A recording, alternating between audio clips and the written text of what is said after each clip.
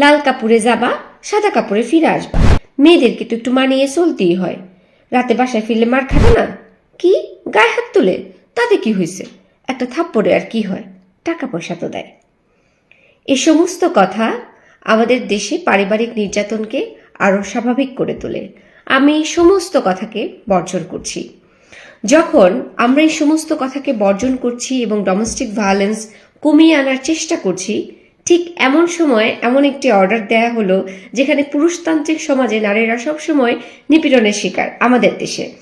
আমাদের দেশে বলা নাই কোয়া নাই, প্রতিদিন ডিভোর্স হচ্ছে, নারীর সাথে প্রতারণা হচ্ছে, নারীকে ঠিকমতো ভরণ পোষণ দিতে পারছে না, নারীকে দিয়ে কাজ করাচ্ছে, একাধিক বিয়ে করছে, বা শিশুদেরকে লালন পালন করতে পারছে না, শিশুদেরকে ভিক্ষাবৃত্তি করাচ্ছে, পথ শিশুদের আমাদের দেশে অভাব নেই।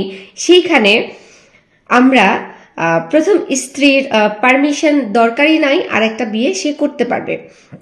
যখন হচ্ছে ধর্ম, তারপর হচ্ছে শরিয়া, এই ধরনের কথা বলে পুরুষরা সেইটার নেগেটিভ ফ্যাসিলিটিস নিতে চায়, ওইটাকে কেন্দ্র করে পুরুষরা হচ্ছে নারীদেরকে দমন করতে চায়। এই কথাগুলো বলে আরো বেশি 4টা বিয়ে করা যায়, 6টা বিয়ে করা যায়, এই ধরনের কথা বলে যখন এই ধরনের সুযোগ তারা এমনিতেই নিচ্ছে, ঠিক সেই মুহূর্তে আইন যখন এই ধরনের নতুন করে আইন বানায় যে প্রথম স্ত্রীর পারমিশন ছাড়াই সে দ্বিতীয় বিবাহ করতে পারে, তাহলে সেই ক্ষেত্রে পুরুষতান্ত্রিক সমাজে পুরুষের যে শক্তি সেটাকে আরো বলিষ্ঠ করে।